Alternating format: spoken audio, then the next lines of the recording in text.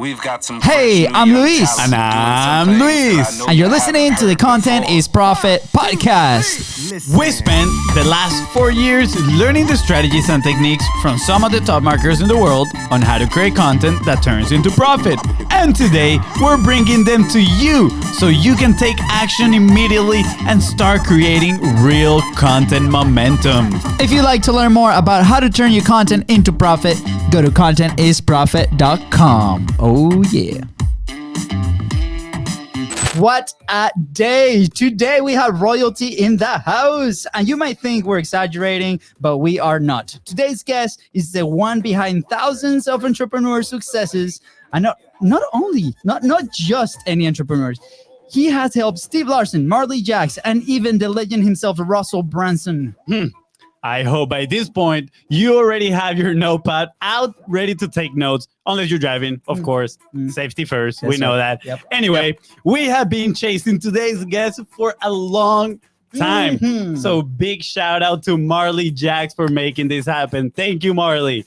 A few months back, we had a call with one of today's guest team members, and that single call changed our business. So needless to say, we're extremely excited and grateful for him to come here and help all of us grow and scale our business. Today's guest is the co-founder and CEO of a multi-million-dollar company. He created CDPE, which helped pull forward the recovery of the foreclosure crisis by 5 to 7 years. Mind-blowing. He also created the Entrepreneurial Personality Type, helping tens of thousands of entrepreneurs grow and scale 6, 7, and 8-figure businesses. Absolutely epic.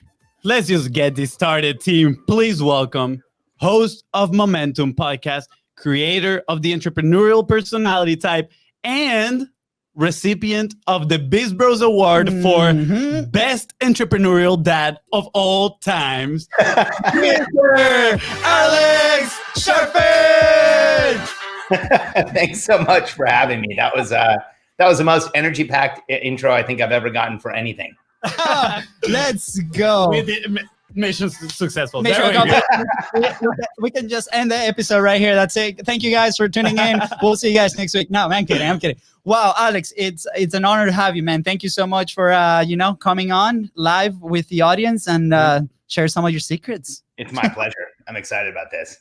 Absolutely. Yeah. So, should I go through your story a little bit? Because I feel like everybody listening right now probably knows or heard a little bit of you, but, I am tempted to ask you, who's Alex? How did this whole momentum thing started? And, we can go deep if you want. You can just go the fast version, whatever you want, man. Sounds good. So, oh man, what is Alex and how did the momentum thing get started? Or who is Alex? So, guys, I think the easiest thing is to just kind of give you a little bit of my background. I was born in Latin America, Mexico City, moved to the United States when I was about 6 years old. So I was always different than the kids around me. I think I would have been different had I not lived in Mexico, no matter what. I just think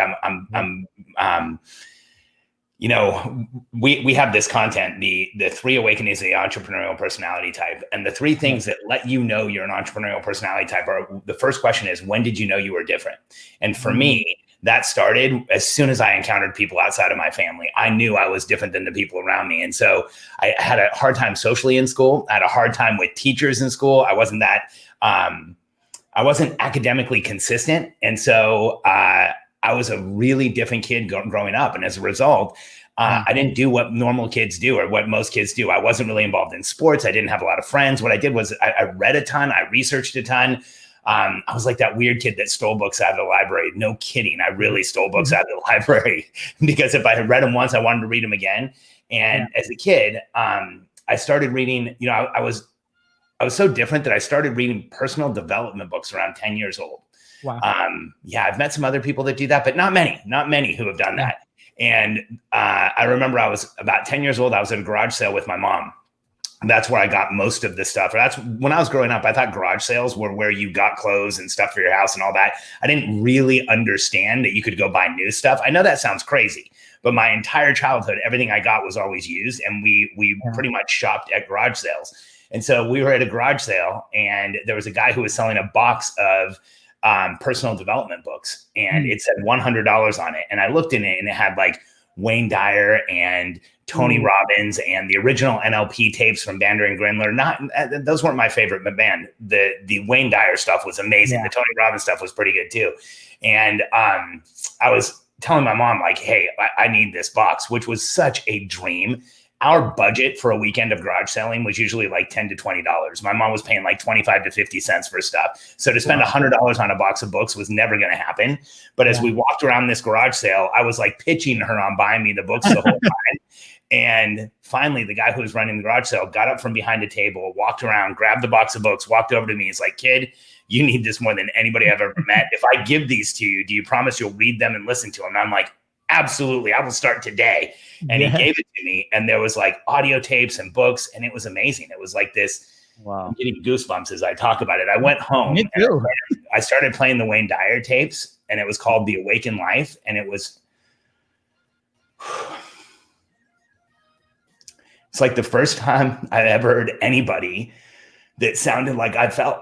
And it was incredible. It was like this validation all at once from this guy who I had no clue who he was. And I was listening to this audio series, and it just like kept getting better and better and clearer and clearer. And I was 10. And then the next set of CDs he had was Unlimited Power by Tony Robbins. And I remember putting it in and listening to the story of Tony Robbins being like overweight in a 400 square foot bachelor apartment and, you know, not doing what he wanted to do, and then being able to turn his life around. And it painted this picture of what was possible for me.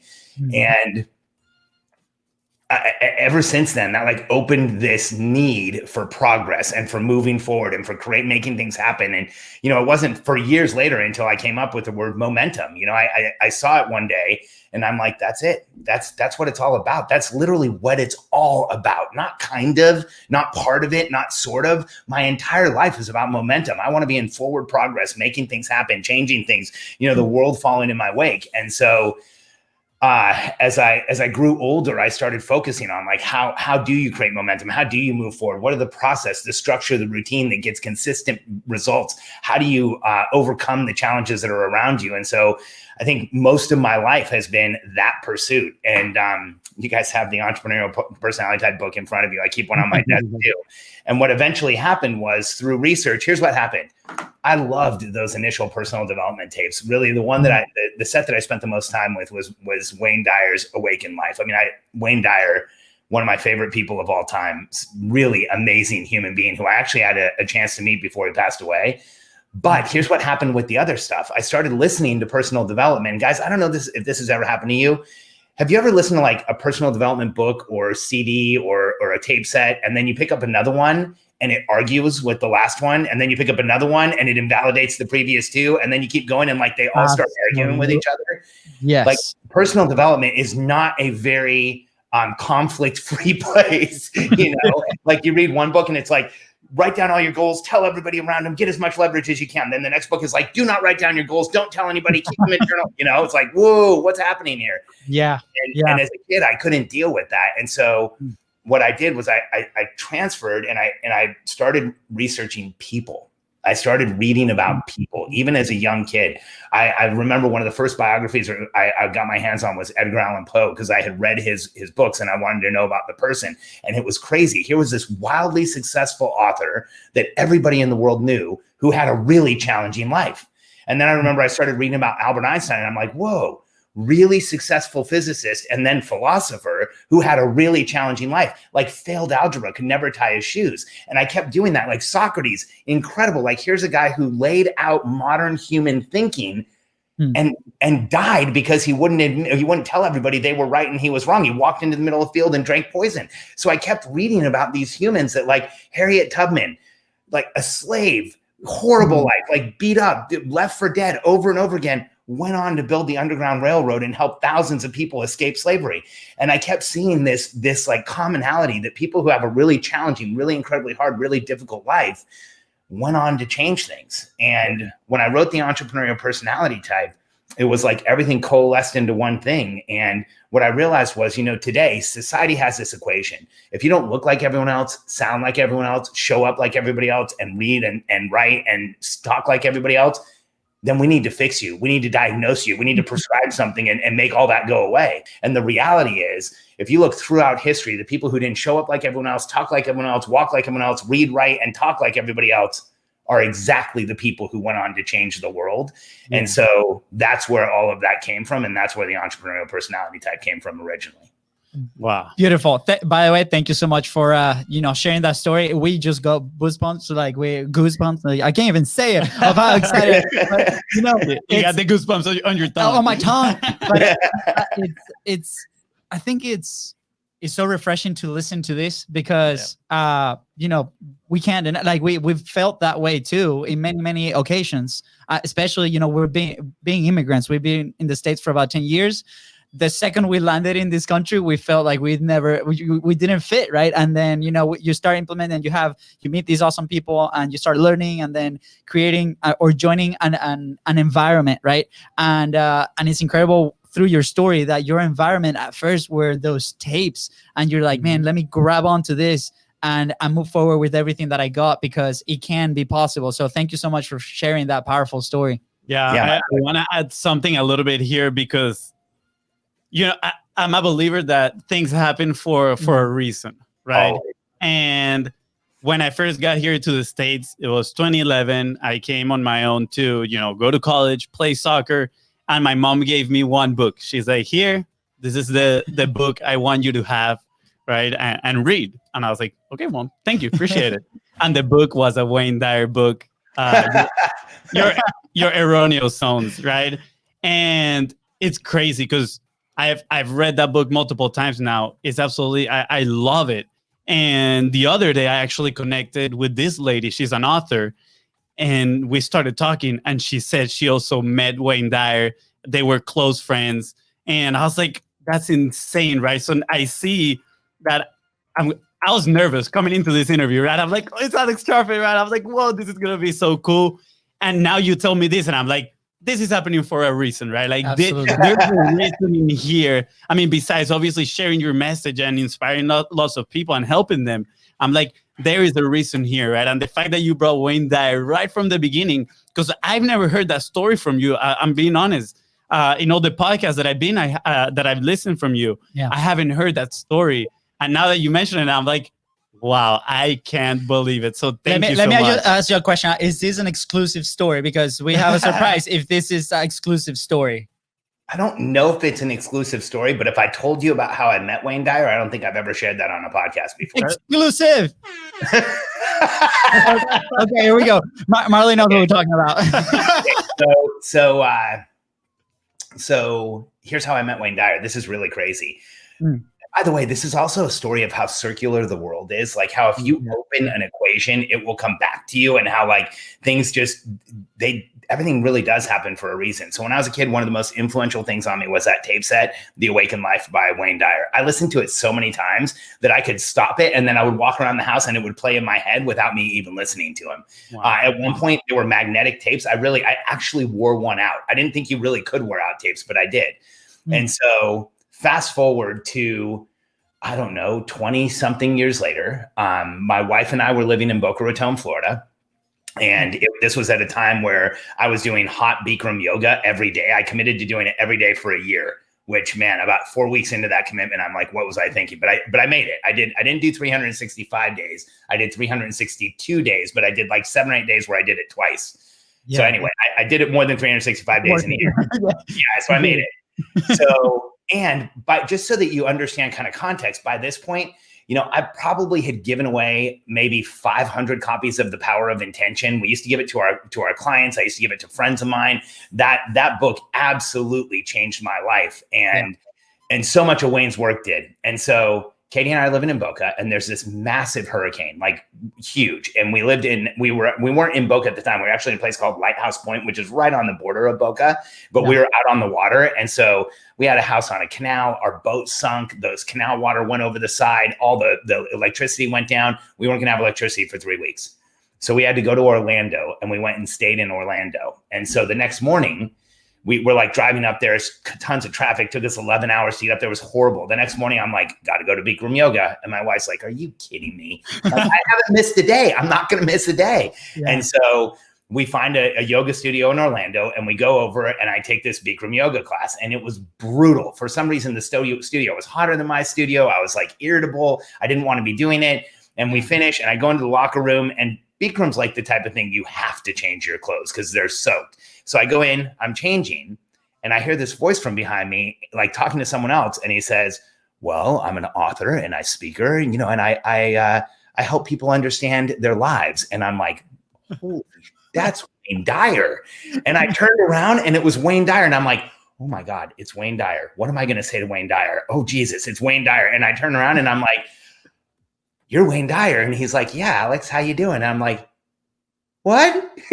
How did he know my name? And he's like, and I'm like, yeah, hi. How do you, what? And he's like, he starts laughing, and he goes, we take yoga together in Boca Raton. I've been in your class for the last 4 weeks. You're usually in the front row right next to Cheryl. I'm usually in the back. I'm a little older. I don't like people to watch me. I'm like, what? You've been in my class for 3 weeks? Like, I didn't even notice.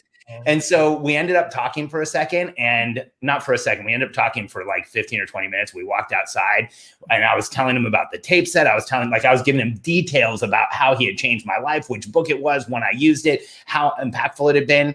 And he's like, you know what? I have to leave, but why don't you and your wife come by this event I'm doing at the convention center tomorrow? If you come over there around noon, I'm speaking, and we would love to have you join us. And I'm like, awesome. So he leaves. And I'm like, Katie, isn't that amazing? So we're driving to the hotel, and Katie's like, are we just going to go to the convention center and ask for Wayne Dyer? Like, what are we going to do? We don't even know where he's speaking or what he's doing or what's happening. And I'm like, yes, we are going to do that. So the next day we go to the Orlando Convention Center. It's like one of the biggest convention centers in the world. And we walk in, and we like find somebody with a uniform and said, is Wayne Dyer speaking here today? And they're like, yes, he's over this way. It was like 12 football fields away in the convention center. We go find the room. We're about 20 minutes before he speaks. And I'm like, I have no idea what to do. So I walked up and I said, hey, is there anybody here who actually works with Wayne Dyer? Not the event, but with Wayne Dyer. And they said, yeah, look, give me a second. They found this woman with a clipboard. And I walk up, and as I'm walking up to her, I'm like, what am I going to say? So I'm like, transparency always wins.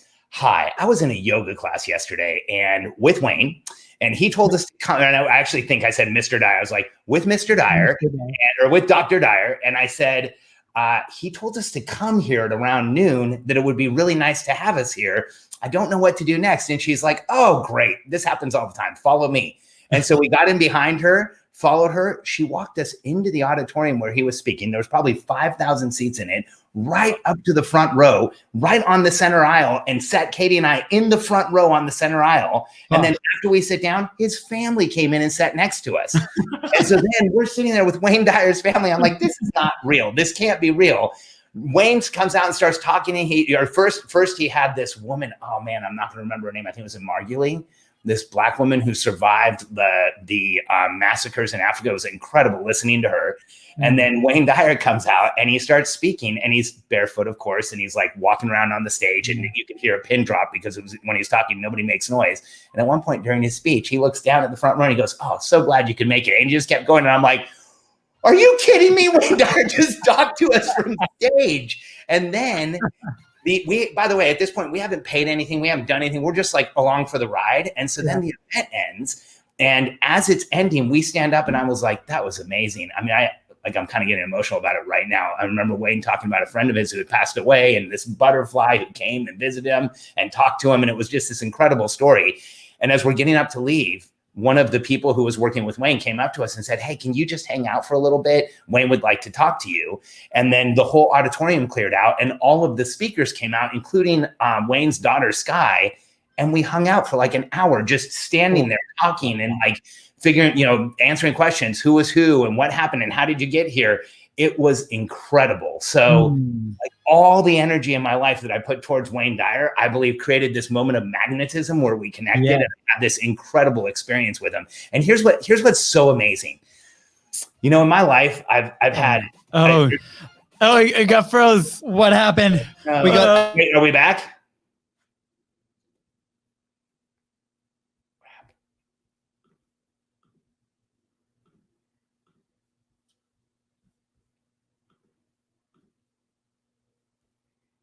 Come back.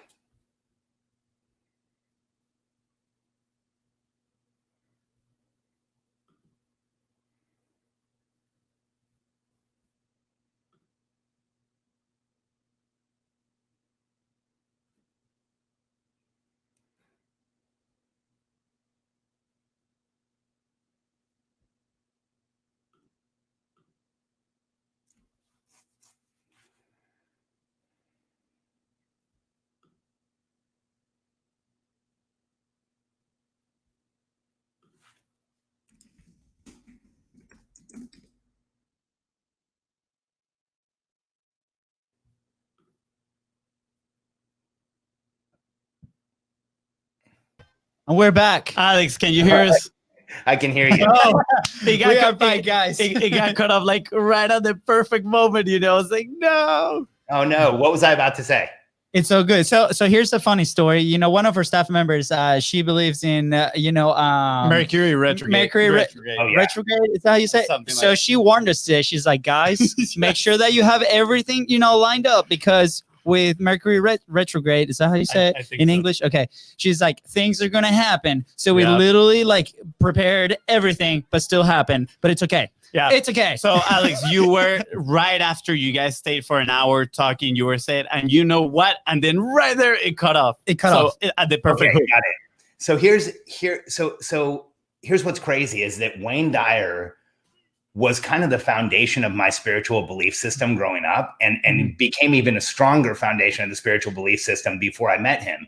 But then when I met him, here's what's amazing. So I, as an entrepreneur, as a speaker, I've been able to meet a lot of my heroes, a lot. And in fact, there was a time where I would have a bookshelf full of people that I didn't know. And now I have a bookshelf full of people that I can text and call. And, I know most of the people who kind of write best-selling books and a lot of stuff in our space, they're friends of mine. Yeah. And I'll be honest with you, in some cases, I wish I hadn't met my heroes. They were a huge letdown, and they kind of changed how I look at the content that I learned from them. And I had a really hard time adjusting to it. And in some cases, I even felt a little taken advantage of.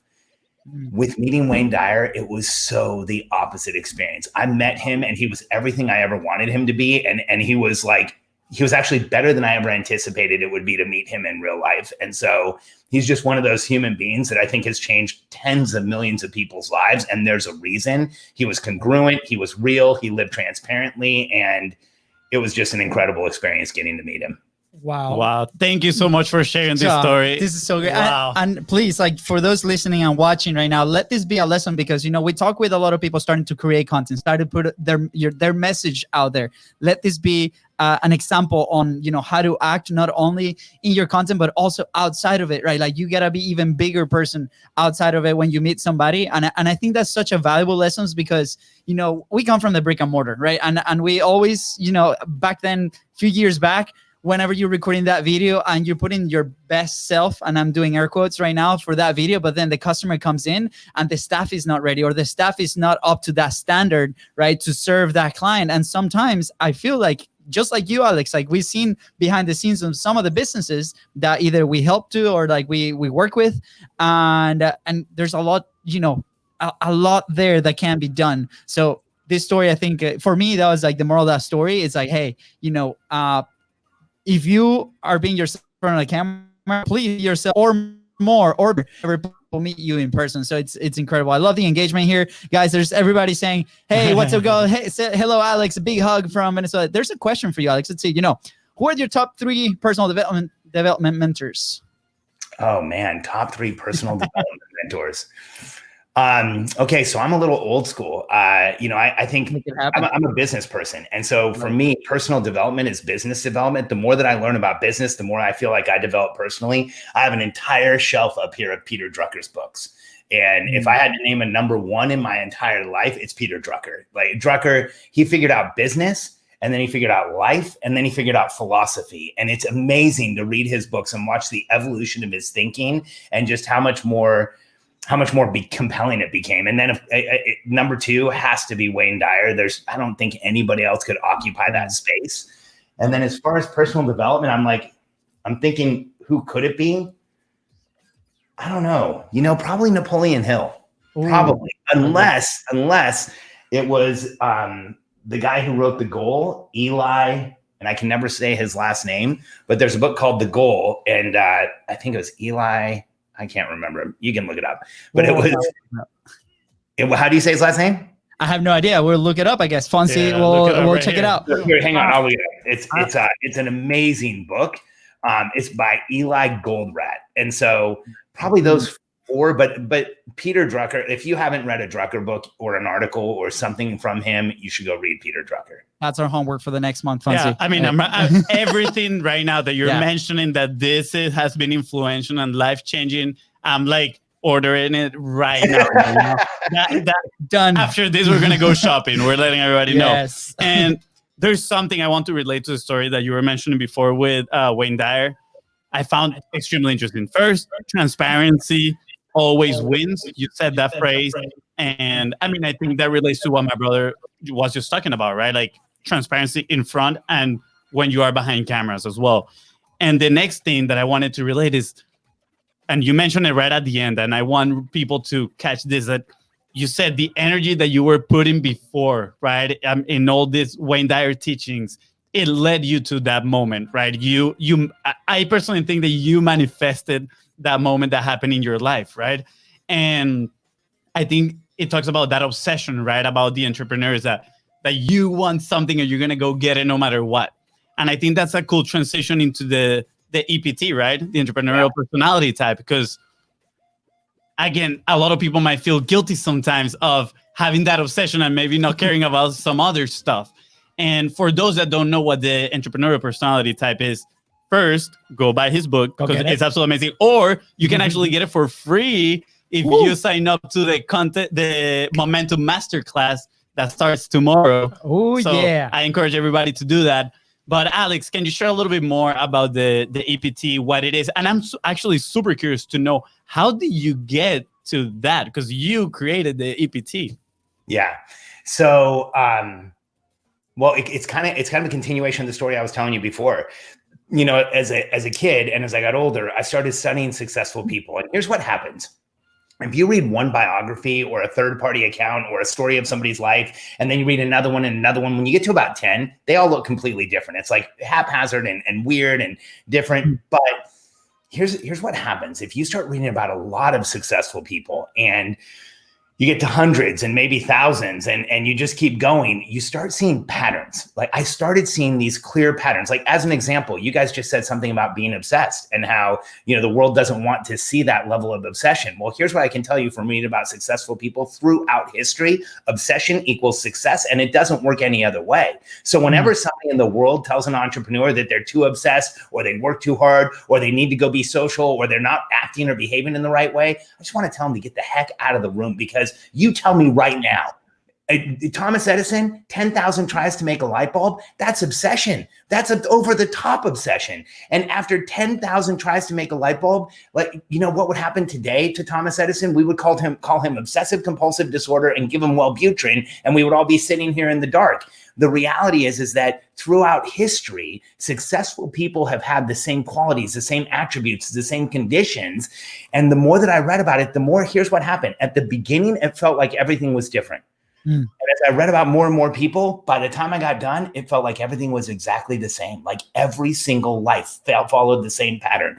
There's this period of discomfort of understanding who you are. Then there's a period of figuring out what your place is and really self-propulsion, like getting that innate motivation where you just want to go forward. Then there's a period of figuring it out and getting the help you need. Then there's a period of overcoming everything that's happening to you and making your contribution in the world. And then the light bulb actually turns on and you're known for what you were pursuing, like Thomas Edison, or you finally put the right information out there like Albert Einstein, or you become a human being who can change the world for people with different abilities, even though you can't see, talk, or hear like Helen Keller did. Like that is the commonality with successful people. And what I always tell people who are like me, who are entrepreneurial personality types, is that we need to look at the world completely different than everybody else does, because the way we are hardwired is different than everyone else. And here's what I know about people like the two of you and me, that someone like us, it doesn't matter what disease or disability or challenge or frustration or irritation or anxiety you're going through right now,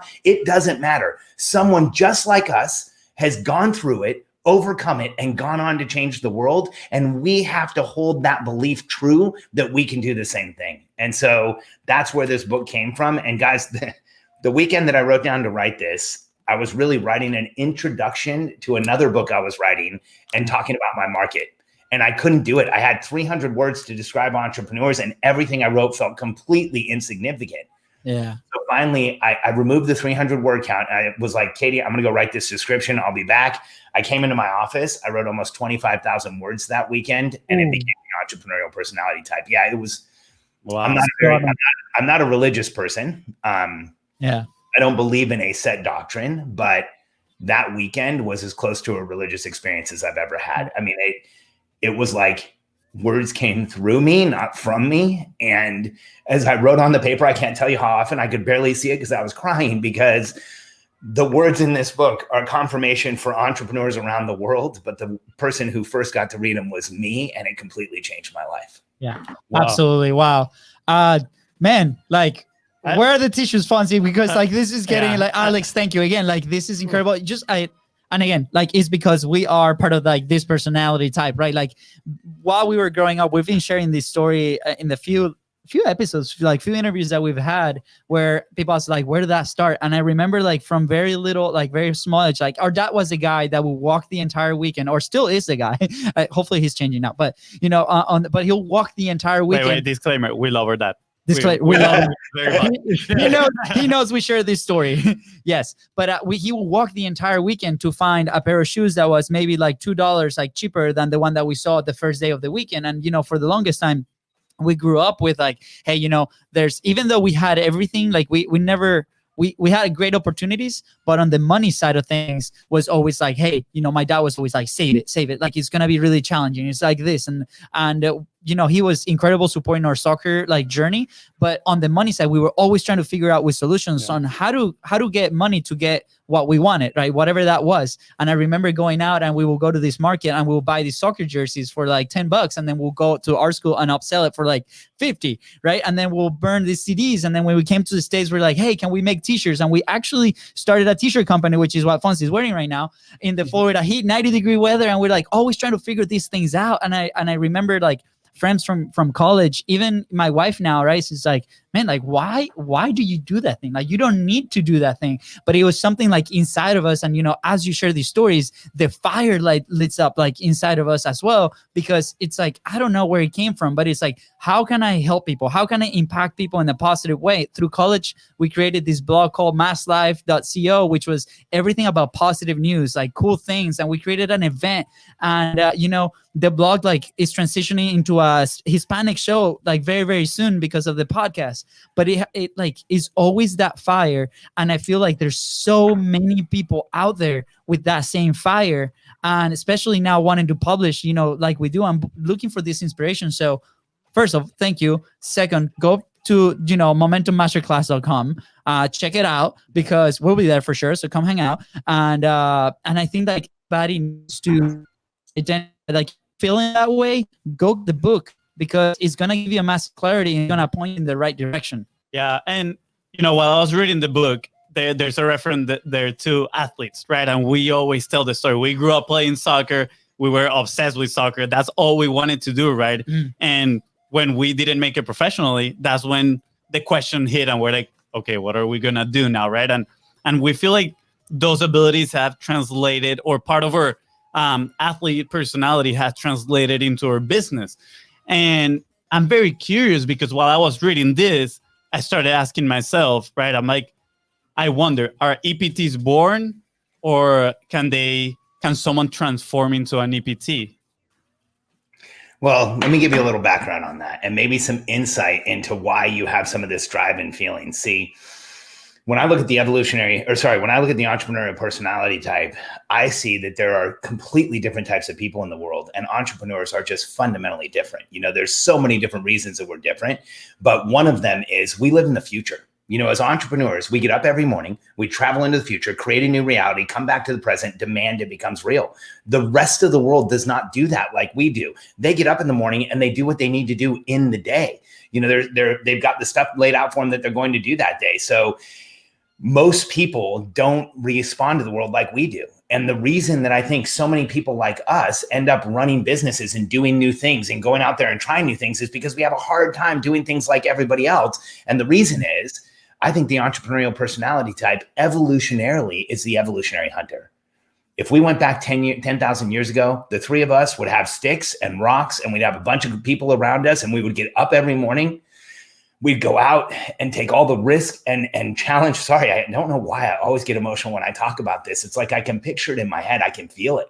Yeah. I know that's who I am. I've been on the hunt my whole life. I've been searching for something my whole life.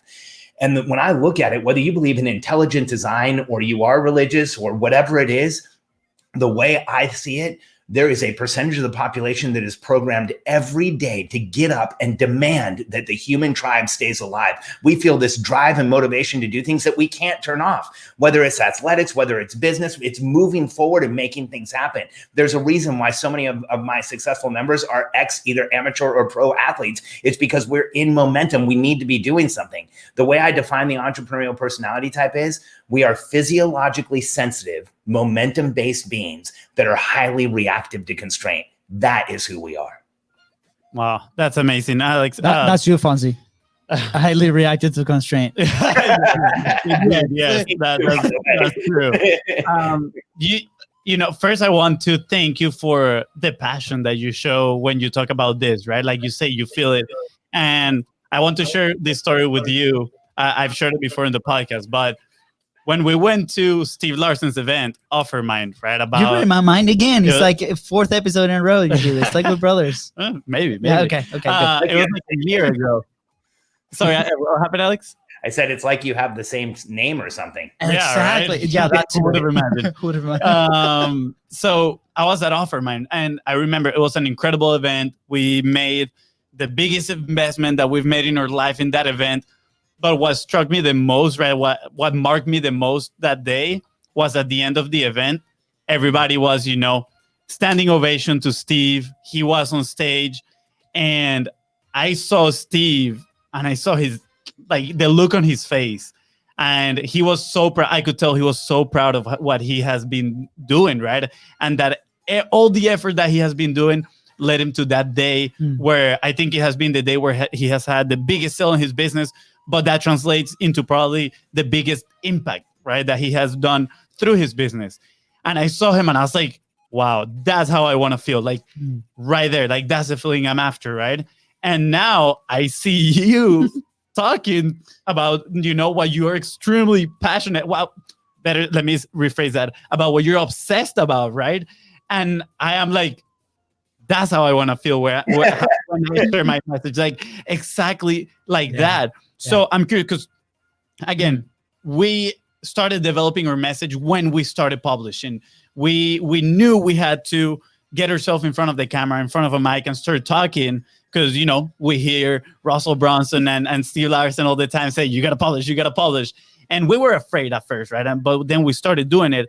And the more we started sharing our message, I feel like the closer we get to that message that we truly identify with, that want to share with people. But, for people that maybe are starting or they still don't know, they haven't found that thing that makes them obsessed, what would be your recommendation for them? What should they do to find one thing? So I'm going to give you an answer that might be different than a lot of people give these days about this question. Can you guys hear me? Because it looks like we're frozen. We got you. Oh, no, we got you. We got you. Perfect. Okay, good. So I'm going to give you an answer that I think is a little bit different. So here's the issue that I think happens in business a lot today is that people decide they want to go into business and then they try and go find a business they want to run. And they try and find the thing they want to do. And I just don't look at it that way. If you want to go into business, find a group of people you want to help. Become obsessed around a group of human beings that are like you, that are different than you, that or not different than you, that are like you, that are different than the rest of the world, that need help, that need support. Find a group of people that are experiencing pain and frustration and irritation and go and help them. We've talked a lot about Russell Brunson. I've known Russell for, over 10 years and since before ClickFunnels. And, Russell was so obsessed before ClickFunnels. He came out with a new product or a new event like every 6 to 12 months. Anybody who knew Russell, when he was like, hey, I got this new thing, we were like, yeah, we know. You always do. I went through a period like that too.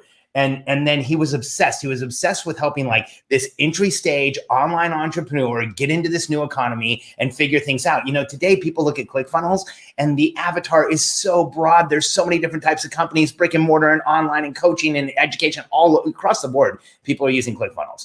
It started out by Russell trying to help a person that was a lot like him, almost exactly like him. What did Russell do in his early days? He was an online marketer. What did he do with ClickFunnels? Figured out how to help online marketers do things more successfully because they were in pain. And I think that's the key for entrepreneurs to start a business. We have this concept called the client-centric mission. Every business we work with writes out their client-centric mission. They answer 4 questions. Who are you going to help? How are you going to help them? What's the change you're going to make? And how will you know you're successful? That should drive everything you do in a business. For us, I'll share mine with you. Or how are you going to help it? We help visionary entrepreneurs who can't turn it off and want to make a contribution just as much as they want to make a living. We help them by showing them the process, structure, and frameworks that help them consistently grow a business, build a team, and get the help they need. The change we want to make is that visionary entrepreneurs grow businesses, get the help they need, stop feeling like they need to do it all themselves, and can make themselves successful. And we will know we are successful when visionaries around the world are changing the world through using our systems and structure, and they're making their greatest contribution. See, it's all about them, not me. And when you have a business that you decide you want to have a business and you're not solving someone's pain, all you can focus on is the business. When you go out and find a population that needs help and you obsess around those people and you ask them what they need and you figure out what's going on and you give them those solutions, you will have a movement that changes the world. Wow. That reminds, okay. Yeah. Gong moment. Gong First moment. before that, So- yes. So we don't call them golden nuggets, Alex. We call them golden boulders because they're massive, you know? And wow, there's actually a post-it that I have on my desk. And I'm going to tell you in a second what that post-it says. But it came to be actually because I was listening to one of Josh 40 episodes. When we started working with him, he brought this guy. I don't remember his name right now, but he's a incredible salesman. He's from England, and he was talking, right? And he was talking about kind of like finding your purpose. And he says, most people, I think he aligned perfect with you in what you just said. He says, most people. Phil Jones. Yes, Phil Jones. Oh, nice. He said, most people are always trying to find, what can I do? But instead, he said, he invited us to ask yourself, who am I for? And I was like, wow. And I wrote it down in the post-it. I put it in my desk. I have it right there. And I'm like, who am I for?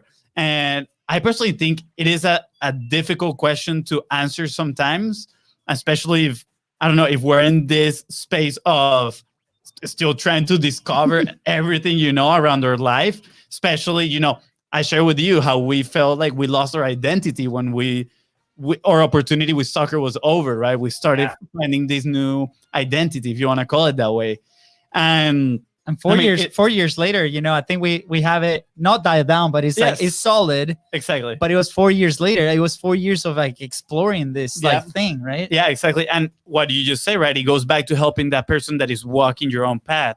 And I think that's what I've been realizing in the past month, like the past couple months. The more we share a message and the more we talk to people, I'm like, wow, when I get the most excited is when I realize I'm helping someone that, is walking that path that I already walked.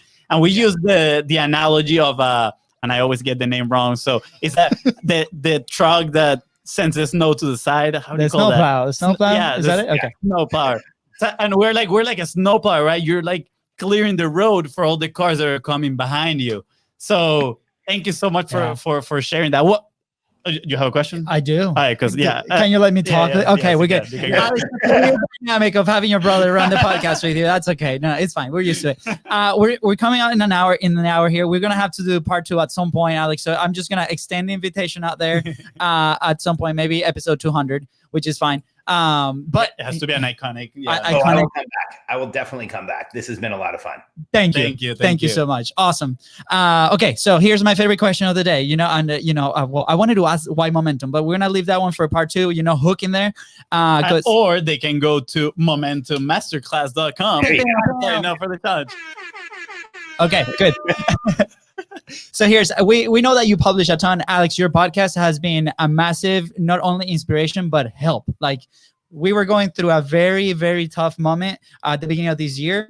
even before COVID happened. And that podcast was what like pushed us through to have a call with one of your team members, Jeremy. Big shout out. By the way, we call some of our system the Jeremy system, just so you know. So, you can give him the thank you. But obviously the podcast and all your content has helped, thousands of entrepreneurs.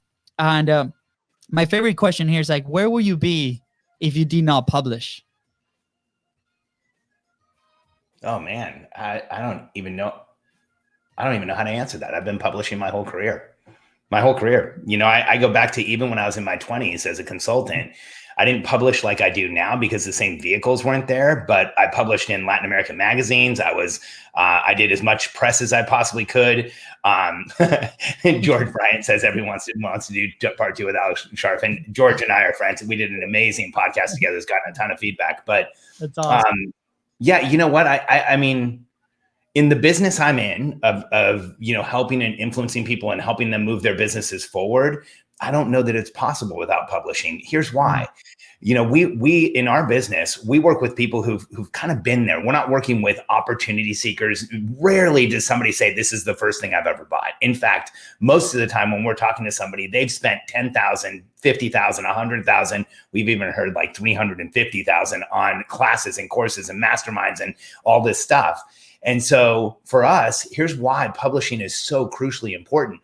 We actually have to build trust before we get on a call with somebody. We have to build trust before they even think about buying something from us, because there's so many people in our space that don't really, I call them the 90-10ers, the people who put 90% of their time on marketing and less than 10% of the time on delivery and actually having a customer effect. Like, a lot of people assume you're like that until you prove otherwise. So the reason that we have the podcast and all the videos I do and all the publishing we do, I remember seeing something from either Russell or Steven or somebody that said, publish on at least one platform one time a day. I'm like, I think we're covered. We publish on like 8 platforms 7 times a day or something. And the reason is we're looking to do it's not for attention, it's for trust. We want to build as much trust as we possibly can. And here's how we know it's working. Often we get somebody on a sales call, a sales interaction with one of our coaches. We don't actually have salespeople now. We just use coaches. So every one of our calls is a negative pressure call. We don't pressure people to buy. But here's what will happen all the time. One of my coaches will say something like, oh, that sounds so familiar. You're dealing with transactional management. What we do is we show transformational leadership, and they'll go, yeah. Outcome, coach your team, you get leverage results. I've heard it on the podcast. Can you tell me a little more detail on the program? And so like, the people who get on sales calls with us take over the call and they direct the call. We always know we're winning when that happens. And so, yeah, I don't know. If I wasn't publishing, maybe Katie would be publishing and we would be running the company under her as the attractive character, but we would have to publish for somebody. Yeah. Wow, that's awesome. And I can totally relate that story because that was our call with Jeremy. We always say to people when we explain about that call, we're like, it was a therapeutic call more than anything. Like, we finished the call, we looked at ourselves and we're like, wow, there's work to do. That was like after crying too, because we were so frustrated. Like the frustration, came out, and just talking through it was amazing. And Alex, you're just going to say, you're not going to get rid of us. We're going to be part of your coaching program. That's happening. As soon as, Steve's ends, we're going to transition straight into you. So you'll see more of us for sure. And Jeremy, I hope, you're still around and we can see you too and give you a high five. Jeremy, something interesting about Jeremy?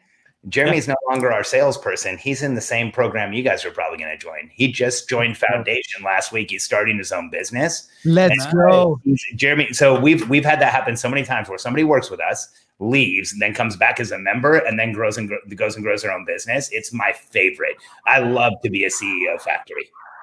Wow. Love it. That's incredible. That's so awesome. Well, wow. Okay. Part 2 at some point. Alex, thank you so much for being here with us. Do not leave. You need to be part of the Hispanic Goodbye. And with that being said, guys, thank you so much for tuning into the Content is Profit podcast. Go ahead and subscribe. Smash that subscribe button and follow us on social media at Beast Bros Co. That is right. And if you find this episode impactful, which I am sure you did, it was amazing. Don't forget to share it and leave a 5-star review. Thank you. Bye, guys.